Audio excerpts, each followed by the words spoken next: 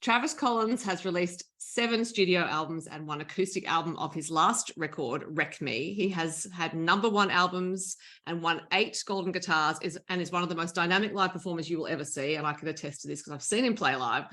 He now has a new album, Any Less, Any More, which has debuted at #3 on the ARIA album charts, #2 in Australian artist charts, and #1 on the country charts. Congratulations, Travis.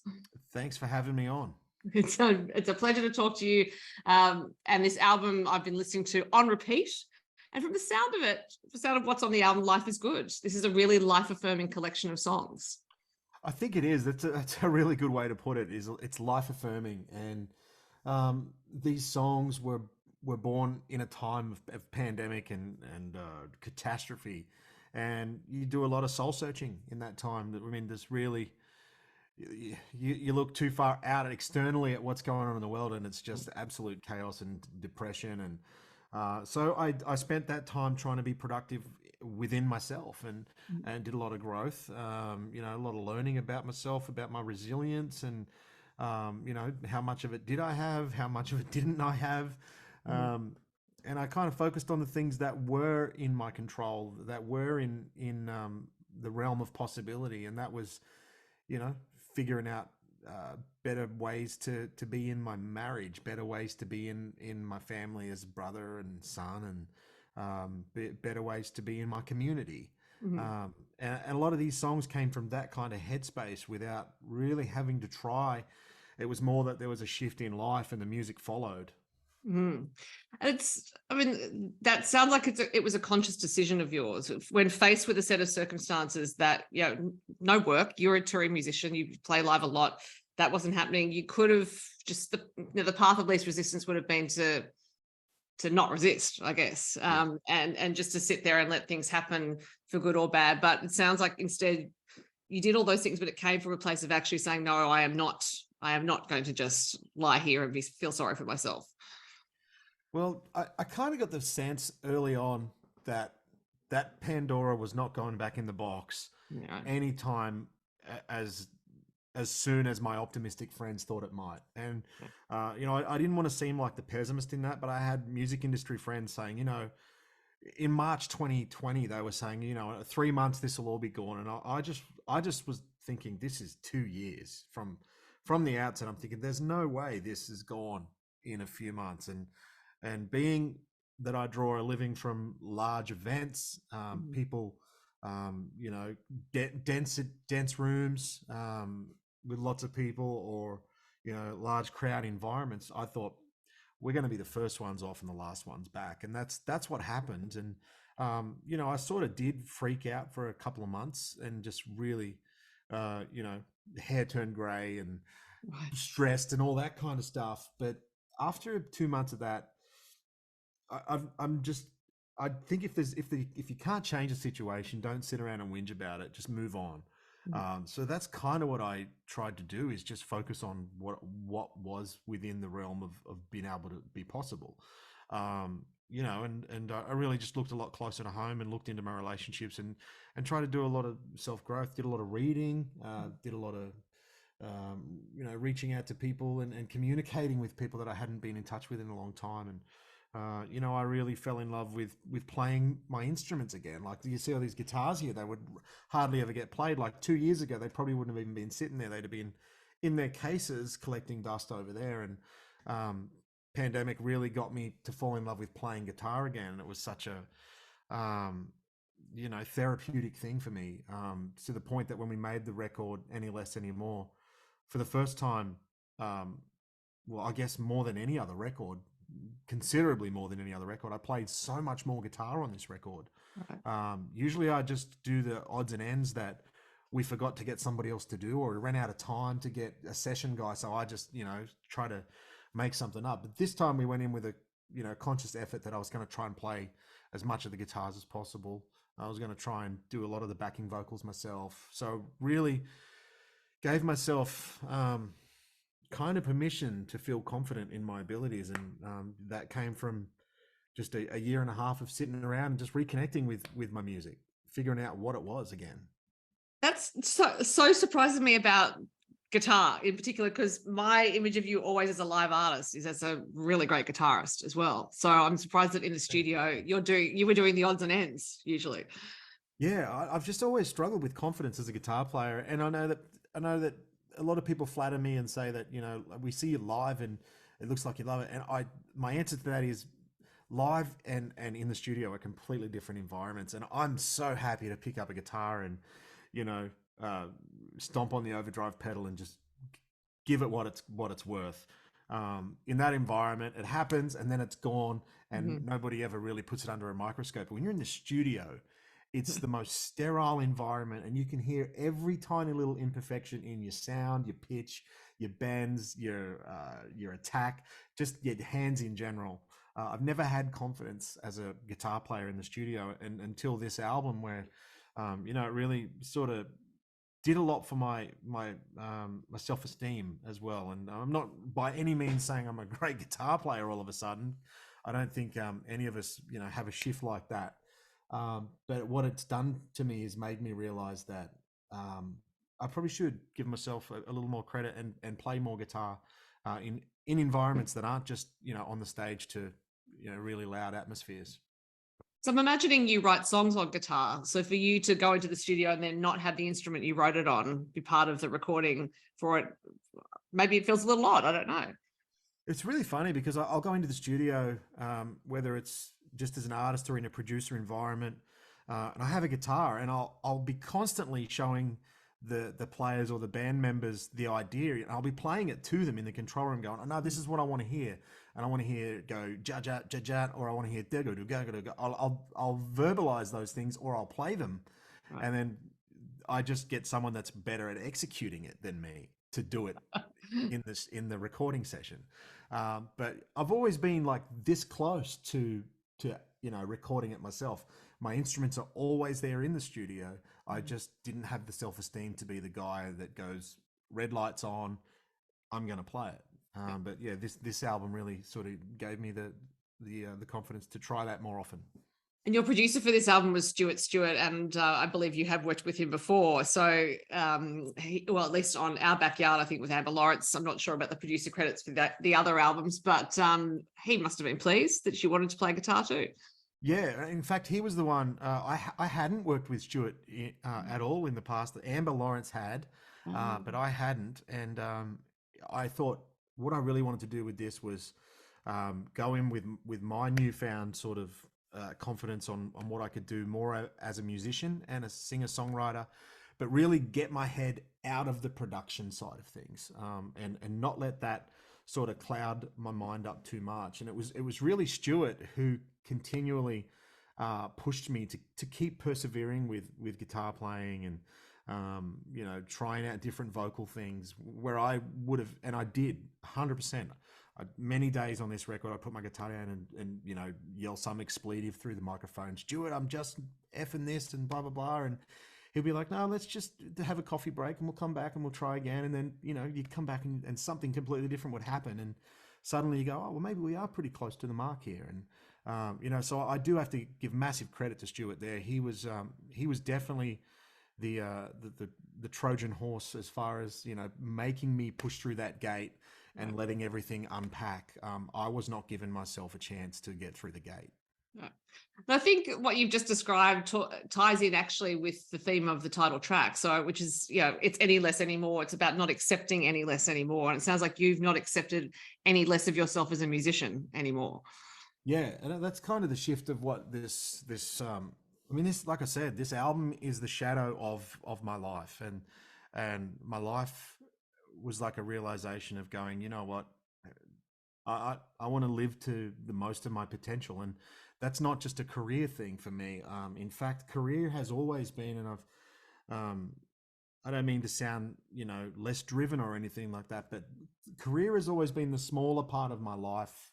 Mhm. My family and who I am as a person has always been the main focus. And if I can have a career that's good enough to give me a good life, I always want a good life to come first. I don't want to have a life that is small and slaved to making an amazing career. I'd rather have a great life and a smaller career. if that makes any sense. And that's kind of the shift that happened here. And a lot of that was becoming a father in the pandemic period as well. So that really took the blinders off and made me realize something I always suspected was that, you know, the life doesn't happen to you, it just happens. And I think there's a lot in that wording that I never realized before. It's, you know, before you have a kid, you're like, oh, why does this happen to me? And it's always blame this, blame that. And then you get a little bit of distance on it and a bit of perspective, and you're like, it's just happening. Don't have such an ego that you think it's out to get you. Don't be that arrogant. I am not the most important person in my own life, and I actually relish in that now. And it's something that was a big shift around these songs and that time. And I think you have pandemic and then becoming a father, and those two things mesh together, and absolute bandwidth of your experience just explodes to a whole new level. And in fact, you have a song about becoming a father on the album. It's called Raise Me. It is a lovely song. At which point in your daughter's life did you decide to document the experience of fatherhood? Before, it was actually like a month before she was due, and that song came from insecurities and you know, doubt of despite excitement, despite knowing that this is something that I'd always wanted. My wife and I, we were trying for a couple of years, and it just never really happened. We were booked in for our first IVF after a couple of unsuccessful years trying, and there you go. Like a week before our IVF appointment, we found out we were pregnant. And um, from that moment, there's an old expression that a woman becomes a mother the second she falls pregnant. You know, there's that physical connection from day one, whereas as a man has to wait until he holds a child to be the father. Now, that's not the case for everyone. I don't intend to speak for everyone there, but it was the case for me. I found myself at the 8-month mark worried that I hadn't found a connection or an emotional availability to it. And I was really starting to get in my own head thinking, you know, is this the kind of dad you're going to be? Like, why are you not invested in, why do you not feel anything? And then one night I was just prepping some things in the house and getting ready for her and hanging clothes in the wardrobe, and like a ton of bricks, it just hit me, and all the emotions, everything at once. And you know, even now, like just recalling it, it's quite an emotional experience. And yeah, just setting her room up and her cot and putting her little boots in the cupboard, and I just stood back and I went, holy shit, she's close, she's going to be here real soon. And from that overwhelming feeling, I started just to write down some thoughts, which was a letter. And it was supposed to, well, at this point I never thought it was going to be a song. I never had any intentions for anything but a letter to write down how I wasn't sure. You know, I was just writing down some affirmations, just saying, hey, I got no idea what I'm doing. I got no idea what kind of dad I'm going to be. I don't know what kind of kid you're going to be. But I'll promise you that as long as I am top side of this planet, I will always be trying my best. And that's what the song it was about. And it wasn't till I was talking to a songwriter friend of mine that I've written with a lot, and he said, "Man, we should turn that into a song." And we started talking a little more about it, and the idea of how you still got a lot of growing up to do when you have a kid, and it's the arrival of the child that makes you grow up. And then we started to sort of play on you know, relative words, and how often while we're raising them, they do a lot of raising us. And we kind of just messed around with it until we landed on that combination of words. And he's a dad. I was a first time dad. And yeah, when Raise Me was finished, we both just sat back and knew we had something really special. And I think for me, knowing where it came from, and the vulnerable place that I was in, it's like, that's why I write songs, is to get things like that out. And then now we have, you know, dads coming up, and mums too, because it's, you know, it's not just dads, but particularly dads come up to me after shows, and like they can't even talk.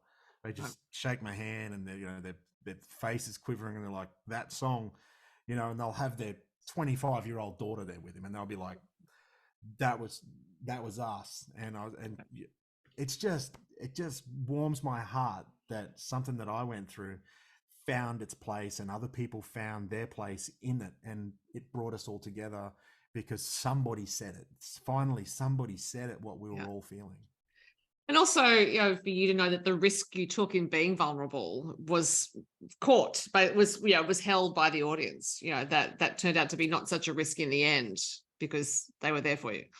Yeah, I think with those kind of things, as a creative, as a songwriter, but more so as any creative, whether it's, you know, songwriter, a producer, or a musician, or a painter, Mhm. an artist, we all have a responsibility to share the things that scare us the most. Mhm. You know, there's a great was it Elvis Presley line that just absolutely rocked me when I first heard it. And if something's too scary to say, you should sing it. And I thought, wow, that's, you know, if it's too scary to say, then say it louder. And I really felt that. And I think that's where great art comes from. And evidently, in the case of Raise Me, it's certainly been the case. Yeah. I'm also wondering if it applies, that sentiment about singing it instead of saying it applies to Bottle Up, because that's a song about bottling up emotions and, Yeah. the figurative language of bottle up, but then the literal language of, you're repressing these emotions, so you've got to turn a bottle up to deal with them. And I'm wondering if that applies to you as a musician, in that instead of having to turn the bottle up, you've actually turned to music to express what you want to express. Turned to both in the past. You know, I'm not too proud to say I'm an open book completely. You know, there's been a lot of times in my adult life where you just don't quite know how to say something, or how to get it across the right way, or you know, you really wish there were easier ways to discuss things, like what's the perfect time to bring up something that's going to change so much.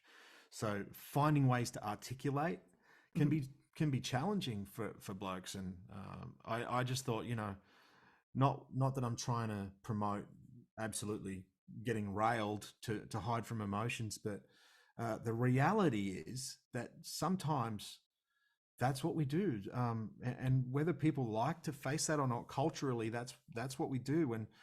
When the girls get together and have some wine, they talk about the problems that are going on. When guys get together and have some beers, that's when the conversations happen, that don't just happen, you know, picking up the loaf of bread at the grocery. You know, Right. there's something about that social setting where you're sitting around with your friends and everybody's having a couple drinks, and they say, Mhm. "What's been going on?" And you say, "Well, actually, here it is." And so that's kind of what Bottle Up's about. And I've actually been really proud of the response that we've been getting from this, because I worried that that flip and Mhm. double entendre sort of thing was a little too clever. I wasn't sure if people were going to access that or not. But yeah, it's a song about, you know, if that's what it takes, if it takes getting through, you know, a few drinks to be able to access how you feel and communicate how you feel, then do it. Let's rip the top off of a couple of drinks. Yeah, right. And I think it's also a song about, a song that gives people permission to talk about that, as Raise Me gives people permission to talk about being first time parents. So it seems to me on this album that, yes, in acknowledging your own experiences, you have very much opened the door to other people to acknowledge their own, which is part of the role of the artist, I think. Yeah, I really do think it is. And you know, it's something that, like I said, I know that there are people out there that'll hear that song and go, "Oh, that's great. That's really the answer for unloading your problems, is to drink." And you know, I'm not saying that's the answer for everybody. Some people don't know when to stop, and some of us can have a drink, and sadly, a few of us, the drink has us. But I really think, for me, in the past, that's been a great coping mechanism. Especially, like, I've got friends that I know that will not talk to me about any serious matter, that if I suspect something's going on in Right. their life that they could use some help with. They won't talk to it. They won't talk to you. They won't ask for it. But you sit around a campfire and, you know, you have 3 or 4 beers, and suddenly it's the elixir that loosens everybody up, and they're more willing to discuss things and accept some help, or you know, swallow their pride a little bit. So you know, Mhm. my experience is it's as long as it's under control, it's all good. Now, another track on this album is a collaboration with the Wolf Brothers called "Run in the Country." That was a genius idea when I saw you all put together. I was like, "Has this tour happened already?" I don't know Yeah. about it. And how did the collaboration on the song come about? Well, it's kind of to tell that story, you got to go back a fair way. Wolf Brothers and I have been good friends for probably a lot longer than people realize. Well before either of us had a record deal or songs out or any fans or touring. I met the Wolfies at their very first mainland Australia gig. It was in regional Victoria. It was a BNS called the Elmore Summer Send Off, and that was the night we met. And it's got to be God. It must be 12, 13 years ago now, maybe more. Um, and we just hit it off, and we stayed in touch as their star started to rise, and I started to make some headway over here, and we've always got together and written songs. Some of the songs have ended up on their records, some have ended up on my records, but we always joked and toyed with the idea that someday we would write something and instantly know that we Right, had to record it as a collaboration. Now, this is where it gets interesting because this particular song has come out in a climate where Australian government is a shambles, and people think that we're actually seriously releasing a political song, and that was right, never the intention. So we just wanted to. We wrote this song like a year and a half ago. right. So we're talking. Then all we wanted to write was a song that was a bit tongue in cheek and fun, and it was prompted by Scotty Morrison disappearing to Hawaii when the bushfires were on. That's what started the song. Right. Um, and what we said was, you know what Parliament House needs is just a few more bushies and farmers just in there to sort stuff out. Day one, we would solve so many complex issues just by having logical people that aren't afraid to say it like it is and just sort the shit from the clay Mhm. was where we were going with it. So it was just a tongue-in-cheek, funny song about putting some hillbillies in government. And Right. then we went on and recorded it, all good. We love it. Get ready, put it out to release. And then the week before we put this song out, government implodes and people are calling each other and suing each other, and there's inquiries going on. And when this song comes out, and people are like, oh, that's a political song. It's just like, well, it's not. It's a Yeah. political time, but it's not a Yeah. political song. Yeah. So yeah, it's just a funny, funny song, and we are now sitting back just laughing at the commentary on this one because it's just a tongue in cheek. It's just a few mates just having a joke. I took it as a tongue-in-cheek song, but it is interesting to find out that other people did not. And if you ever decide to run for office, there's your Absolutely. campaign song. Yeah, no, I wouldn't pass the breath test, I don't think. Now, I did read that you wrote a song on the album with Lindsay Ell, but I don't know which one. And I'm a big fan of Lindsay Ell's work, so I thought Yeah, I'd ask. the song's called "Getting Old," and it's a funny song. It's just kind of my wife and I joke about it all the time. You know, one of us will forget something. Just all those little signs that you haven't got as much of a grasp on keeping your shit together like you used to. So we're tired a lot these days. We're run down. We're overworked, and now and then we'll forget something. And we have this joke in my house: "You're slipping. I'm gonna have to trade you in for a younger model." And Nice. so we say that to each other a lot, which I know 100% is a bad idea for me because I would get a massive downgrade. She'd get an upgrade, but I would not. Um, and then I said one day these words rolled off my tongue. I said, "Getting old with you will never get old with me." And Yeah. I thought, oh, quick, I had to go and grab a. I did this straight away. I went and got the notepad and the pen, and it was like, all right, I got to write that down. And then fast forward, a month or so later, I was on a Zoom call, songwrite with Lindsay, and she said, all right, well, let's just go through our titles and threw a few titles at the wall and a few ideas, and then I got to that one. She goes, "Oh wait, go back. What was that one?" And I just basically told her the story I just told you, and we just started, being both guitar heads. We just started jamming out on this riff, and then I reckon 35 minutes later we had the song. Right. Yeah, it's a great line. So I'm pleased to know you're the one who came up with it. And Oh, thank you. in listening to the acoustic version of Wreck Me, I was, it's a contemplative album, much more than this one is, because as I said, this one is a life affirming album. And Wreck Me had a different tone to it. I'm wondering if you found out new things about those songs when you were recording them acoustically, or indeed, do you find out things about all of your songs if you play them acoustically? The Wreck Me duality, the electric album and the acoustic album was something that uh, I gotta say it wasn't my idea. It came from fans. Yeah. During that time we released that, there was no touring. You couldn't go out and play with your band. So the only way I had to promote that album was to sit here with my laptop and do Friday night live streams. And I'd just pick a different guitar and we'd sit here and sing songs. And that album came out, and I just kept seeing this recurring comment, and each time it did, more and more people liked it. So it went to the top of the thread, and that was, you should record these songs in this mode. And I thought it was really silly at first because I thought they were talking about like me literally sitting in front of my Zoom, uh, but no, it said no. You should record an acoustic album, Mhm. and then I really thought about it. I thought, well, I probably it'd be a fun exercise to re-record the album that you've just done, but do it acoustic. So we replaced all the drums with shakers and tambourines and basically anything that wasn't electric or digital. Some of it was just like stomping on a guitar case and, Mhm. and just banging on random things.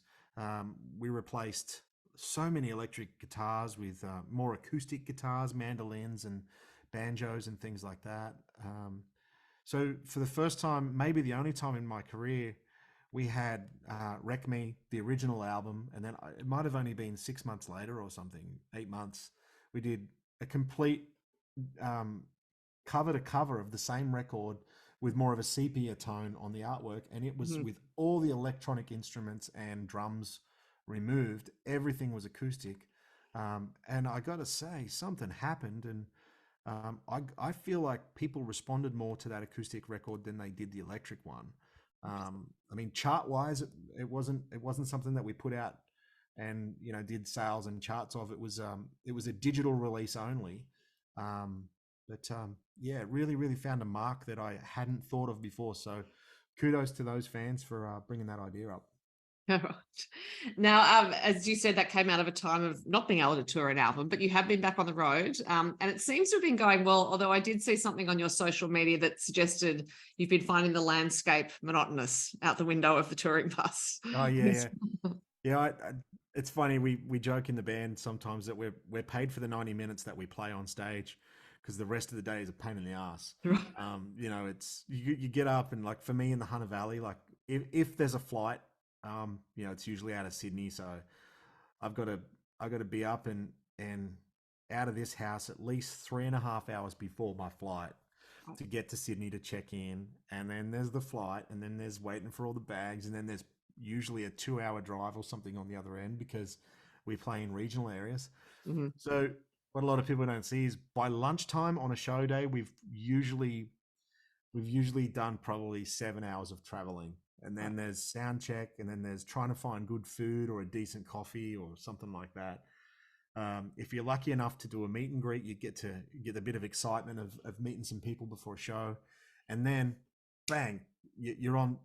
The show starts, and for 90 minutes, you're actually doing what it is that got you into this career in the first place. Yeah. And then just as quickly as it turned on, you do the encore, you go backstage, you tap each other on the back and have a beer, and next thing you know, you stick your head out the curtain and the room's empty. Yeah. And then within the space of half an hour, you go from a room absolutely screaming and noise and love and validation to an to a dark hotel room, just just waiting for the flight the next morning.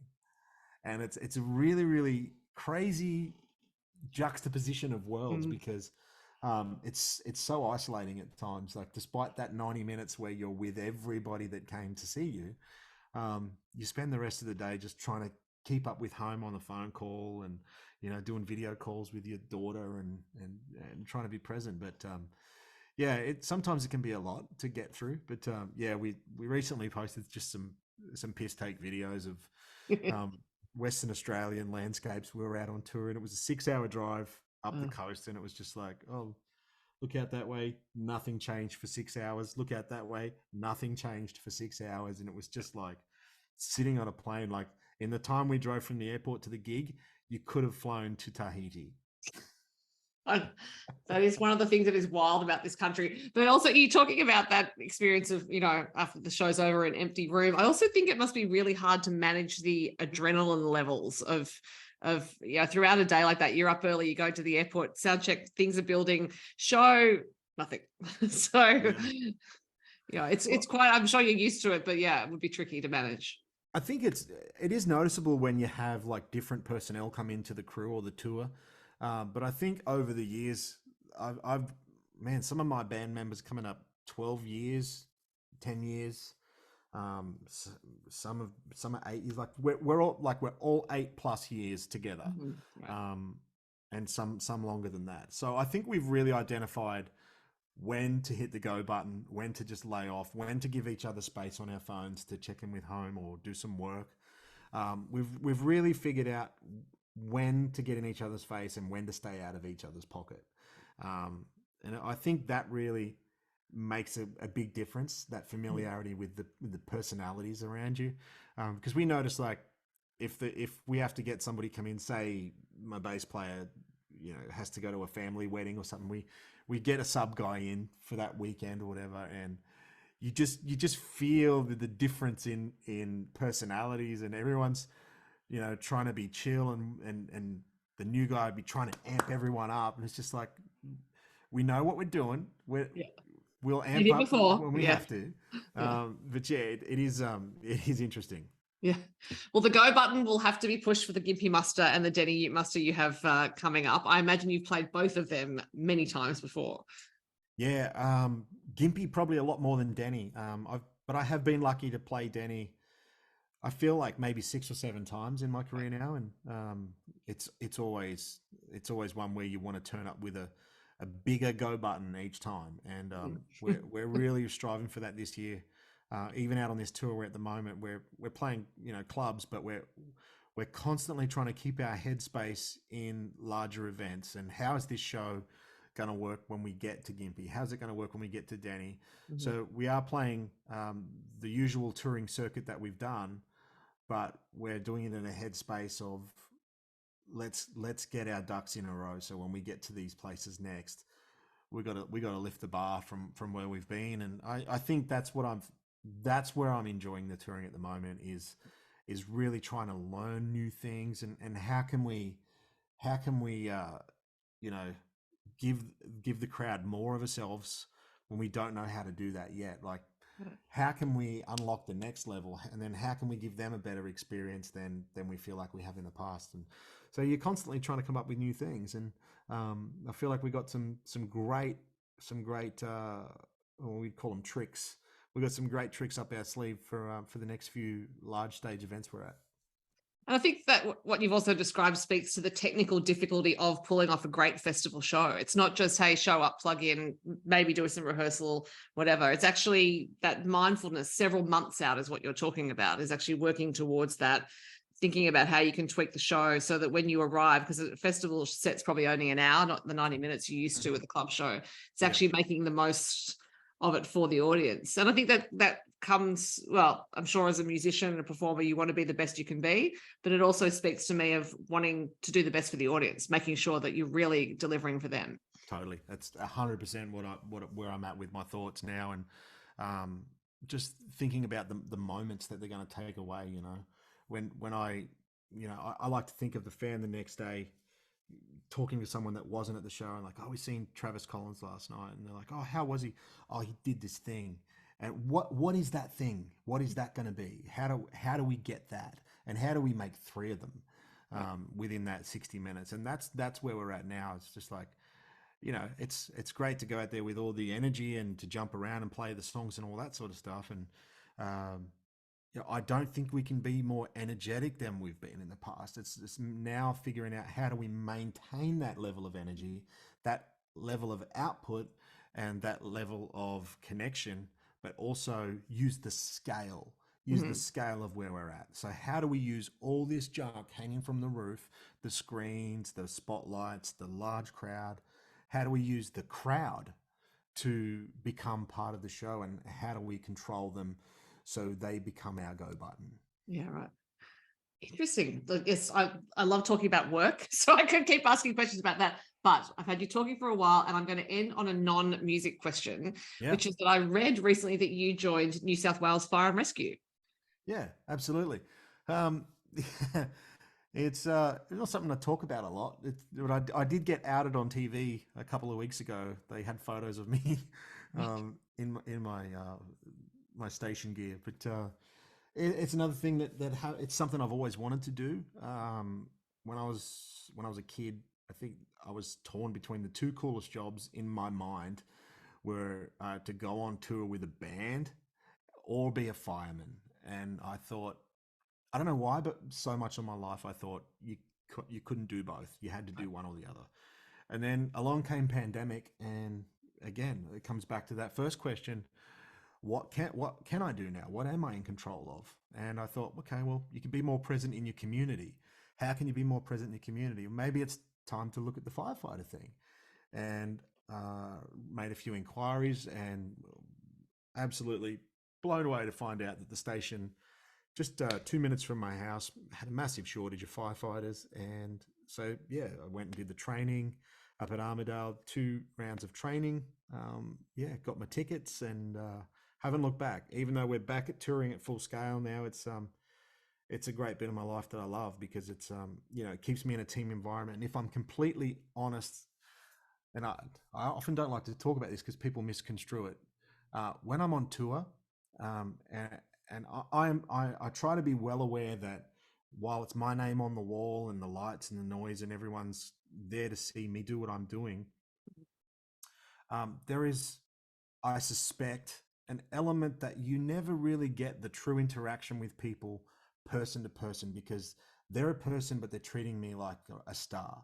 Sure. Um, and I don't mean to sound ungrateful, but I quite often I suspect I'm not having real human to Mhm. human honest interactions when they're watching what they say to me, and everybody's Yeah. you know they're just fussing over me. And I find that in the fire and rescue team environment, I'm a number, and Yeah. there's a part of that that really appeals to my psyche, that I'm a service number, Mhm. and it's a valuable team, but nobody in the team is better than anyone else. Everybody respects a hierarchy and a ranking system. So there's a part of that really intertwines with my music career and makes me get the best of both worlds. One really makes me appreciate the other, vice Mhm. versa.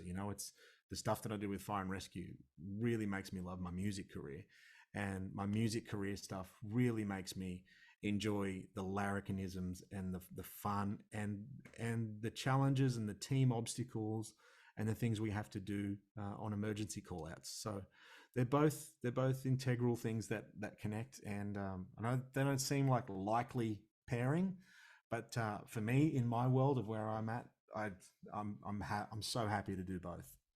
Well, fire and rescue is a dangerous job as well. So I'm going to say thank you for your service to your community, because you help Thank you. keep communities safe. Thank you for your music and for your Thank you. time. It was great to talk to you. Appreciate it.